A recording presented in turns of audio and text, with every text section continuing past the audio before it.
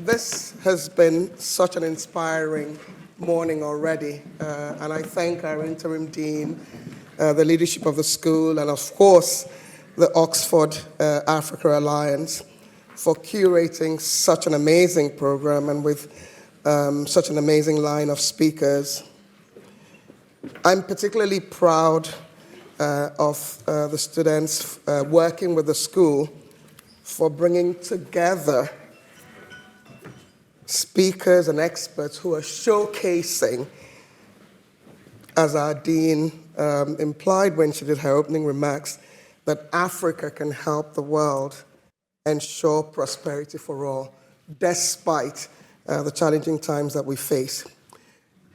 I'm particularly delighted to introduce our keynote speaker, Mr. Ethiopis Tafara, Vice President Africa at the International Finance Corporation of the World Bank Group, and a dear friend of mine of many years. So thank you for giving me the opportunity to introduce him and then subsequently have a fireside chat with him.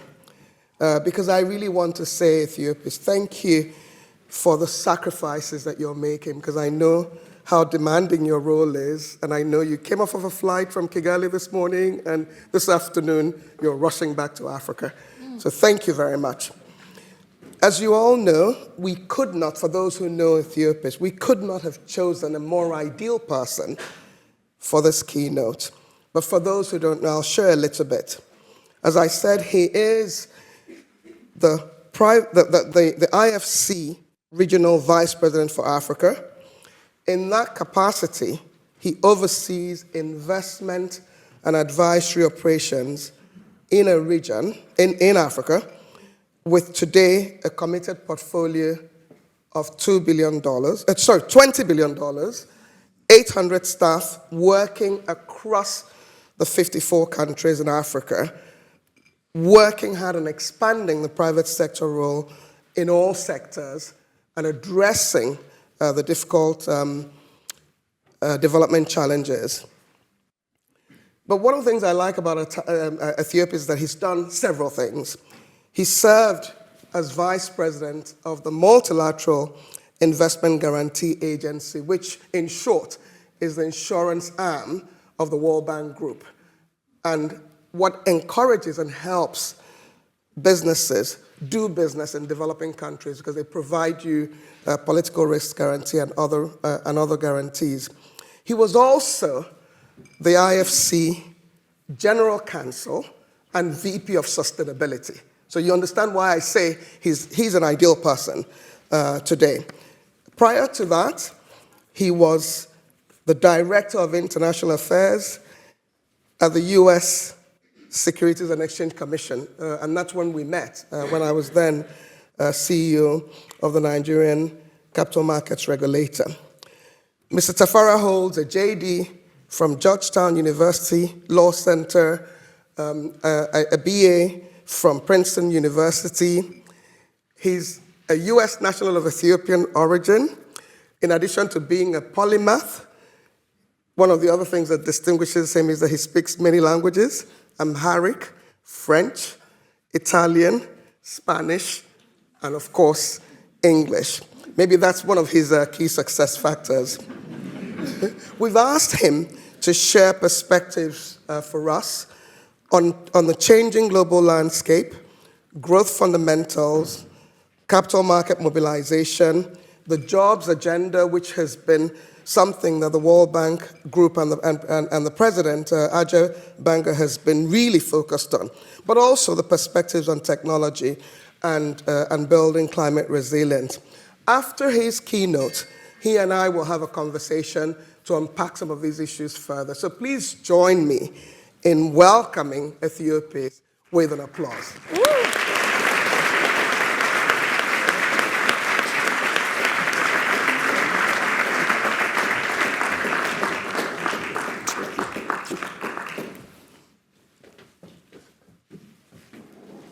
Much too kind an introduction, everyone.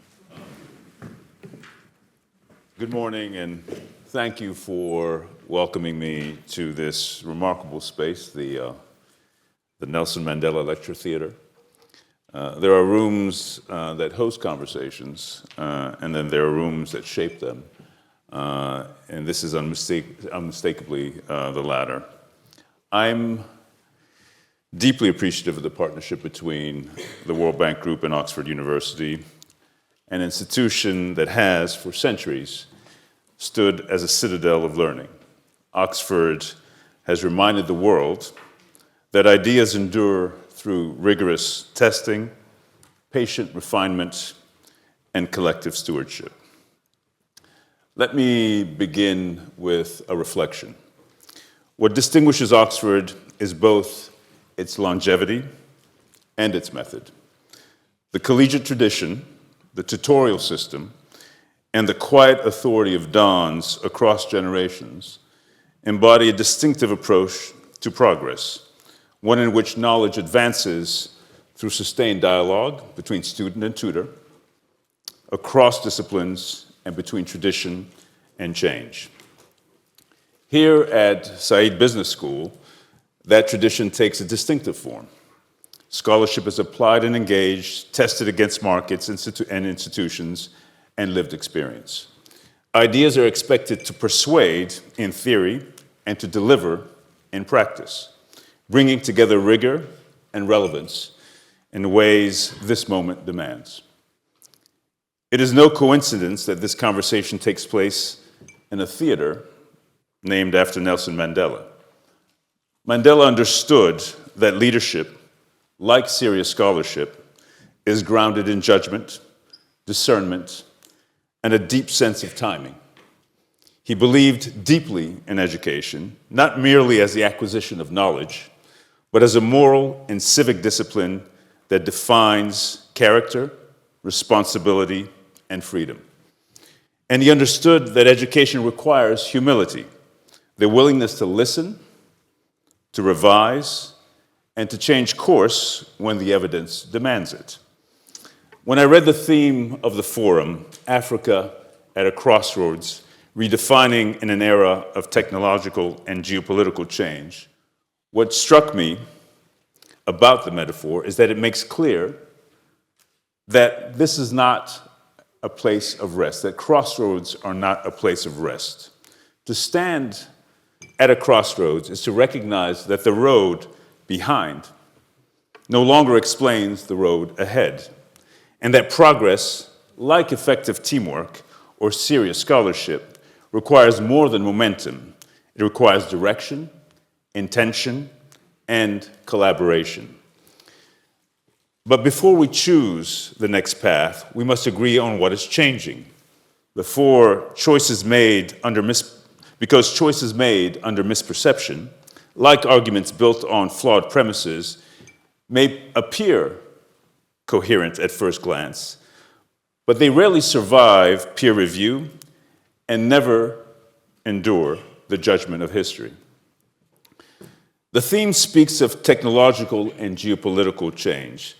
I'd like to apply a broader and more practical lens, how nations collaborate while preserving agency. In other words, how countries participate in the global economy, not as passengers, but as co-authors, shaping outcomes rather than merely reacting to them. Let's take the long view. Since the Great Recession of 2009, the global economy has entered a different phase. We see an accelerating race towards artificial intelligence, robotics, and digital platforms. At the same time, we see rising tensions over trade, migration, and identity, both between nations and within them. These developments are not isolated. They reflect a broader rebalancing between openness and resilience, efficiency and inclusion, integration and autonomy. That balance has become harder to strike because growth itself has slowed. Global growth averaged about 5% before the oil shocks of the 1970s. It fell to around 3.5% before the Great Recession and has struggled to reach 3% since. In a low-growth world, leaders face sharper trade-offs. The room for generosity narrows. The pressure to prioritize domestic outcomes intensifies. This context matters deeply for Africa. To understand why, we must situate the continent within the longer arc of its relationship with the advanced economies in the world. In the decades following the Second World War, advanced economies were rebuilding. Growth was strong, jobs were plentiful, and economic cooperation expanded. Africa, during this period, experienced a powerful demand for political sovereignty, driven by a rising educated elite, but a more limited demand for economic autonomy. That asymmetry shaped a growth model, limited economic agency in exchange for official development assistance. But history does not stand still, and neither does context. Today, growth in many advanced economies is muted. And when it does occur, it often produces jobs of declining quality, particularly for the middle class. At the same time, Africa is growing faster than the global average, but not fast enough to outpace population growth. Per capita income growth remains modest, extreme poverty persists, and millions of young people enter labor markets each year that are not yet ready to receive them. We see the consequences in youth protests, new political movements, and calls for greater value creation at home and stronger participation in global value chains. For the first time in decades, Africa and advanced economies are experiencing simultaneous pressures to rethink how growth is generated and shared.